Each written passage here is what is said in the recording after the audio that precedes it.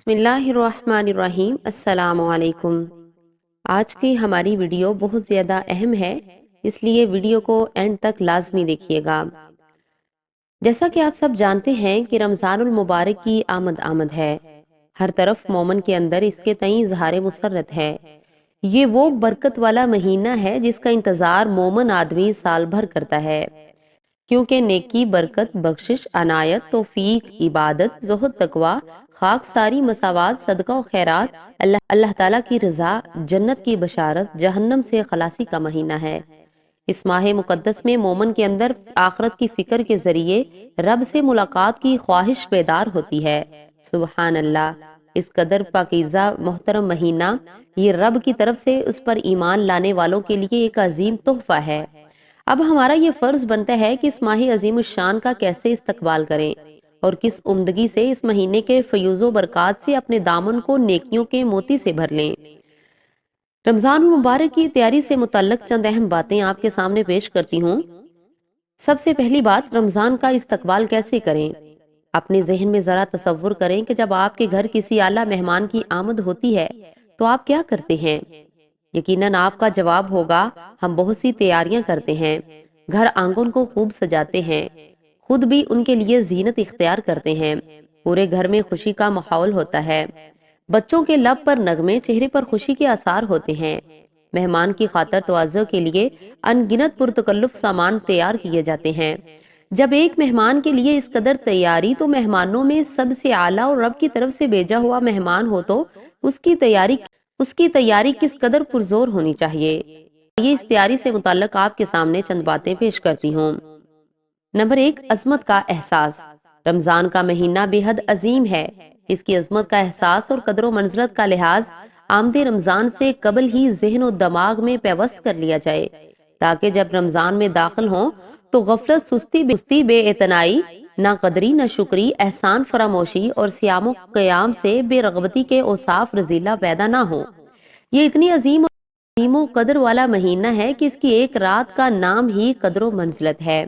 یعنی اللہ پاک نے فرمایا، بے شک ہم نے قرآن کو لیلۃ القدر یعنی باعزت اور خیر و برکت والی رات میں نازل کیا۔ اور آپ کو کیا معلوم کہ لیلۃ القدر کیا ہے؟ لیلۃ القدر 1000 مہینوں سے بہتر ہے۔ اس رات فرشتے اور جبرائیل روح الامین اپنے رب کے حکم سے ہر حکم لے کر اترتے ہیں۔ وہ رات سلامتی والی ہوتی ہے طلوع فجر تک۔ آپ یہ نہ سمجھیں کہ رمضان کی ایک رات ہی قدر کی رات ہے، بلکہ اس کا ہر دن اور ہر رات قدر و منزلت کا حامل ہے۔ نمبر 2، نعمت کا احساس۔ رمضان جہاں رب کا مہمان ہے، وہیں اس کی طرف سے ایک عظیم نعمت بھی ہے۔ عام طور سے انسان کو اس نعمت کا احساس کم ہی ہوتا ہے جو حاصل ہو جاتی ہے، لیکن جو نہیں مل پاتی اس کے لیے تڑپتا رہتا ہے۔ ایک بینا کو آنکھ کی نعمت کا احساس کم ہوتا ہے، اس لیے اس کا استعمال فلم بینی یا برائی کے مشاہدے میں کرتا ہے۔ اگر اسے یہ احساس ہو کہ یہ رب کی بہت بڑی نعمت ہے، اس کی قدر کرنی چاہیے۔ بندے کو آنکھ کی نعمت کا احساس زیادہ ہوتا ہے۔ یہ فرق ایمان میں کمی کا سبب ہے۔ جس کا ایمان مضبوط ہوگا وہ ہر نعمت کی قدر کرے گا۔ ایمان کا تقاضا ہے کہ ہم رمضان جیسے مقدس مہینے کی نعمت کا احساس کریں، اور اس احساس کا تقاضا ہے کہ اس نعمت پر رب کی شکر گزاری ہو، جیسا کہ اللہ پاک کا فرمان ہے، اور جب تمہارے پروردگار نے تمہیں آگاہ کر دیا کہ اگر تم شکر گزاری کرو گے تو بے شک میں تمہیں زیادہ دوں گا، اور اگر تم ناشکری کرو گے تو یقیناً میرا عذاب بہت سخت ہے۔ ایک اور جگہ پہ اللہ پاک نے سورہ ابراہیم میں فرمایا، کیا آپ نے اپنی نظر نہیں ڈالی جنہوں نے اللہ تعالیٰ کی نعمت کے بدلے ناشکری کی اور اپنی قوم کو ہلاکت کے گھر میں لا اتارا، یعنی جہنم میں، جس میں یہ سب جائیں گے جو بدترین ٹھکانہ ہے۔ نعمت میں رمضان جیسا مہینہ نصیب ہونے کی بھی نعمت ہے، اور صحت و تندرستی اس پہ مستزاد ہے۔ نعمتوں کا احساس کیوں نہ کریں کہ ان نعمتوں کے بدلے ہم ہر قسم کی نیکی کی توفیق ملتی ہے۔ روزہ، نماز، صدقہ، خیرات، دعا، ذکر، انابت اللہ، توبہ، تلاوت، مغفرت، رحمت وغیرہ ان نعمتوں کی دین ہے۔ انابت اللہ یعنی جب ہم نے اپنے دل میں مہمان کی عظمت بحال کر لی اور اس عظیم نعمت کی قدر و منزلت کا بھی احساس کر لیا، تو اب ہمارا یہ فرض بنتا ہے کہ دنیا سے رخ موڑ کے اللہ کی طرف لوٹ جائیں۔ انابت اللہ یعنی عظمت اور نعمت کے احساس میں مزید قوت پیدا کرے گی۔ اللہ کی طرف لوٹنا صرف رمضان کے لیے نہیں، بلکہ مومن کی زندگی ہمیشہ اللہ کے حوالے اور اس کی مرضی کے حساب سے گزرنی چاہیے۔ یہاں صرف یہ بیان کیا جا رہا ہے کہ کہیں ایسا نہ ہو بندہ رب سے دور ہو کر روزے کے نام پر صرف بھوک اور پیاس برداشت کرے۔ اگر ایسا ہے تو روزے کا کوئی فائدہ ہی نہیں۔ اپنے رب کی طرف لوٹیں، اس سے تعلق جوڑیں اور اس کو راضی کریں، پھر ہماری ساری نیکی قبول ہوگی۔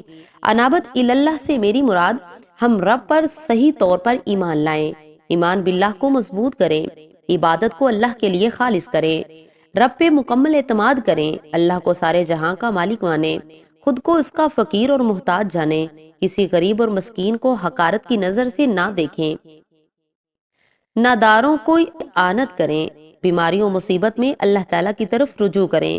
یہ ساری باتیں انابت اللہ میں داخل ہیں۔ بہت سے لوگ ہیں جو نماز بھی پڑھتے ہیں، روزہ بھی رکھتے ہیں، لمبے لمبے قیام اللیل کرتے ہیں، مگر غیر اللہ کو پکارتے ہیں، اللہ کو چھوڑ کر اوروں کو مشکل کشا سمجھتے ہیں، بیماری اور مصیبت میں مردوں سے استغاثہ کرتے ہیں۔ ان لوگوں کا روزہ کیسے قبول ہوگا؟ گویا ایسے عقیدے والوں کا مکمل رمضان اور اس کی نیکیاں ضائع ہو جائیں گی۔ اللہ تعالیٰ کا فرمان ہے، یقیناً تیری طرف بھی اور تجھ سے پہلے یعنی تمام انبیاء کی طرف بھی وحی کی گئی ہے کہ اگر تو نے شرک کیا تو بلا شبہ تیرا عمل ضائع ہو جائے گا اور بالیقین تو جائے گا۔ اس لیے اس بات کو اچھی طرح ذہن نشین کر لیں۔ نمبر 4 پہ آتا ہے پیش قدمی۔ اس کے 2 پہلو ہیں، منکر سے اجتناب کرنا اور معروف کی رغبت۔ نمبر 5 پہ ہے بہتر تبدیل۔ استقبال رمضان کے لیے خود کو مکمل تیار کریں، نیکی کا جذبہ وافر مقدار میں ہو اور اپنے اندر اچھائی کے تئیں ابھی سے ہی بدلاؤ نظر آئے، پہلے سے زیادہ سچائی اور نیکی کی راہ اختیار کریں۔ رمضان چونکہ رمضان ہے، اس لیے اس سے قبل ہی بہتری کا اظہار شروع ہونے لگ جائے۔ تقوی کے اسباب اپنائیے اور خود کو متقی انسان بنانے پہ عبادت کے ذریعے جدوجہد کرنے کا مخلصانہ جذبہ بیدار کریں۔ یہاں یہ بات بھی نہیں بھولنی چاہیے کہ اپنے اندر بہتری پیدا کرنے کی خوبی اور خاصہ صرف رمضان کے لیے نہیں بلکہ سال بھر کے لیے پیدا کریں۔ ایسے بہت سے لوگ ہیں جو رمضان کے نمازی ہوا کرتے تھے اور رمضان رخصت ہوتے ہی نماز سے بلکہ یہ کہیں کہ اللہ سے ہی غافل ہو جاتے ہیں۔ اس لیے ابھی سے ہی یہ راہ مہیا کر رہے کے لیے بدلاؤ مہینہ بھر کے لیے نہیں، سال بھر کے لیے نہیں بلکہ زندگی بھر کے لیے ہو۔ اسی طرح کا بدلاؤ رمضان کے سارے اعمال کو اللہ کے حضور شرف قبولیت سے نوازے گا اور آپ کی اخروی زندگی کو بہتر سے بہتر کرے گا۔ رمضان کے استقبال کے لیے کوئی خاص دعا، خاص عبادت، روزہ یا کوئی مخصوص و متعین طریقہ شریعت میں وارد نہیں ہوا۔ حدیث میں رمضان کے استقبال میں 1-2 دن پہلے کا روزہ رکھنا بھی منع ہے، لہٰذا دین میں کسی طرح کی بدعت کے ارتکاب سے خود بھی بچیں اور دوسروں کو بھی بچائیں۔ اللہ پاک ہمیں رمضان کا بہترین استقبال کرنے، اس مہینے سے ہر طرح کا فائدہ اٹھانے کا موقع فراہم کرے اور رمضان میں بکثرت اعمال صالح انجام دینے کی توفیق دے اور ان اعمال کو آخرت میں نجات کا ذریعہ بنائے، آمین۔ ثواب کی نیت سے زیادہ شیئر کریں تاکہ ہمارا یہ نیکی کا پیغام سب تک پہنچ سکے۔ امید ہے آپ کو ویڈیو اچھی لگی ہوگی۔ ویڈیو کو لائک اور زیادہ سے کیجیے گا۔ ملتے ہیں ایک اور نئی ویڈیو کے ساتھ۔ وعلیکم السلام ورحمۃ اللہ وبرکاتہ۔